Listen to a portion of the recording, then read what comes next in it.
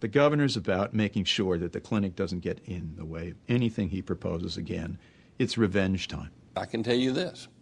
I'm going to look differently at Tulane from a perspective of being having major tax breaks if what they're going to do is support a bunch of vigilantes out there. They can make their own law. So he came down here to New Orleans and he told, among other things, the Chamber of Commerce and our alumni not to contribute money to Tulane. He went to the state legislature and threatened to introduce legislation to eliminate Tulane's tax exemptions. If we don't do it, it doesn't get done. They knew that. But they can get us out of the game. It doesn't matter if there's environmental law. It'll just never be applied to them. So this is sweet. They don't have to go to Congress and repeal any law. All they have to do is repeal us. The governor and his allies did not want the Tulane Law Clinic to stop another Shintech. To restrain the students, they had to convince the state Supreme Court to change Rule 20. Which brings us back to Chief Justice Calagero.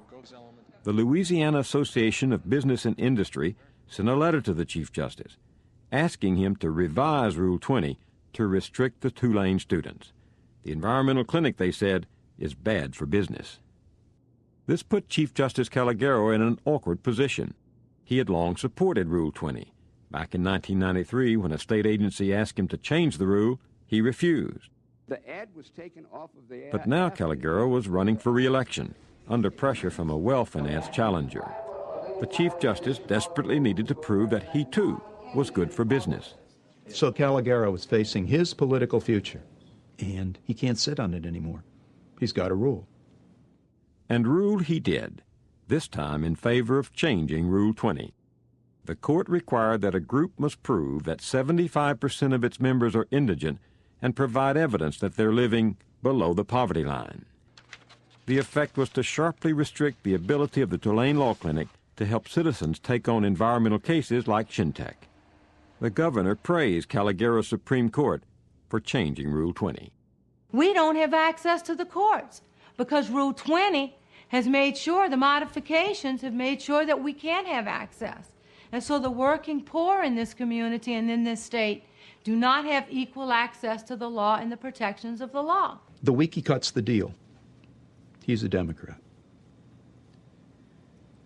29, I believe, members of the New Orleans business community, leading Republicans, endorse the Democrat. Could be a coincidence. Now the money started flowing from business leaders and corporate defense lawyers, including the attorneys who represented Shintech.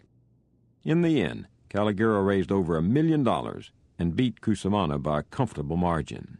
Louisiana Supreme Court commissioned a poll about confidence in the judiciary, and they asked people, did politics play a role in the judiciary in Louisiana? And the response was not yes or no. The first response was laughter. Is that everybody knows that in Louisiana, certainly politics plays a role.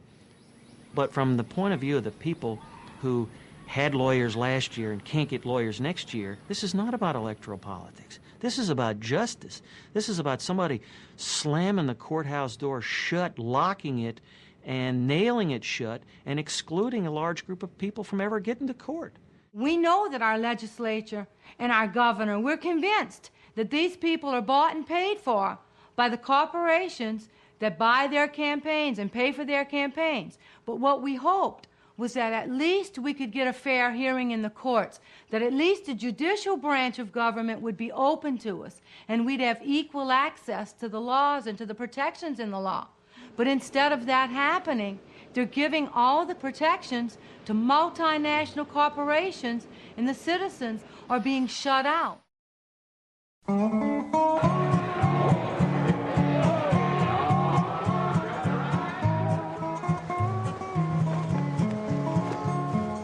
When it comes to the most partisan, expensive, knockdown, drag-out brawls for control of a state Supreme Court, Texas is the heavyweight champion. 20 years ago, it was widely known that Democrats and personal injury lawyers owned the courts here, making Texas the lawsuit capital of the world. In those days, there were no limits on Texas campaign contributions, and trial lawyers made enormous donations to justices on the bench, who often ruled in their favor. A sitting judge, he had taken contributions from a single individual as high as $120,000, and it had several contributions in the $50,000 plus range from people that did a lot of business with the Texas Supreme Court. The Texas Medical Association spearheaded a campaign by business to take back the courts. Videos like this were widely distributed to doctors to rally the troops. In the early 1970s, a handful of the richest, most powerful personal injury lawyers in Texas devised a scheme to seize control of the Texas Supreme Court. We aggressively organized physicians across the state to challenge the members of the court, and that was a very aggressive grassroots campaign called Clean Slate 88. Obviously, politics in Texas is a full-contact, no-pad sport to begin with, and judicial politics at that time even more so. And so we didn't want them to be shy, and we didn't want to be shy in how we conveyed it. So it was anything but a soft sell.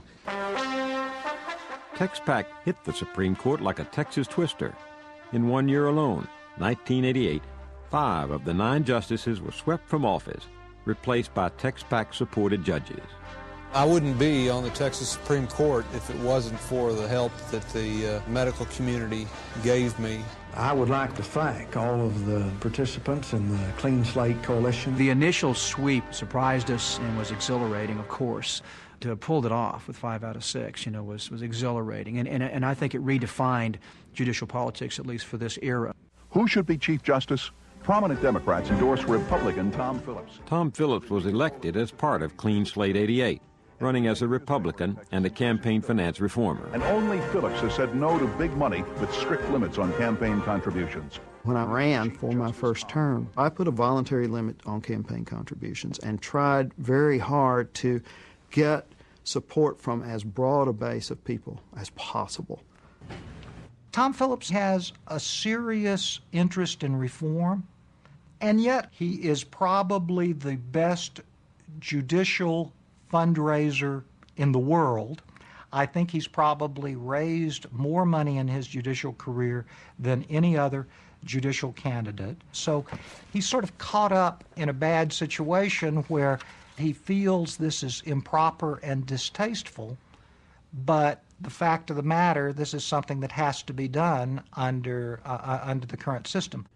Phillips was not alone in wanting reform. Justice Bob Gamage, a Democrat, found himself playing by rules he didn't like. As a candidate, I spent a disproportionate amount of my time on the telephone making calls, going to fundraising events. That's the way the system is geared. Meet Charlie Ben Howell, the Republican candidate for Texas Supreme Court. Like many politicians, he employed one of the most effective campaign techniques, the negative ad. By the State Judicial Conduct Commission. The more money you have, the more you're permitted to run positive. The less money you have, the more you have to go to the negative. I had less money than any of them. My ads were almost totally negative. I felt I don't like to do that, but I had no choice. I had to penetrate the media markets. In 1995, he and Phillips formed a bipartisan alliance to reform campaign finance laws. They persuaded the legislature to pass a reform law limiting contributions to $5,000 per person. But campaign costs continued to skyrocket. Hospitals, insurance companies, banks, developers, together were spending millions of dollars on Texas Supreme Court races. Chief Justice Tom Phillips, endorsed by virtually every major paper. In 1990, I had a very expensive election that I think was $2.6 million. A judge, not a politician. Had I unilaterally disarmed, I probably would be on the street today practicing law. While Tom Phillips stayed in the money race, Bob Gamage called it quits after one term. The system, he says, is just too corrupt. People don't go pour money into campaigns because they want fair and impartial treatment. They pump money into campaigns because they want things to go their way. Why else would the contributors be there? They have interests to pursue. They have agendas to pursue. In some cases, they have ideologies to pursue, not just bland, benign philosophies. They want results. The consumer rights group, Texans for Public Justice, studies the impact of money on court decisions. Director Craig McDonald cites dozens of examples where campaign contributions create the appearance of impropriety. We would never allow umpires in a baseball game to be paid by the baseball players. Yet in Texas, we allow the Supreme Court justices to be paid, if you will,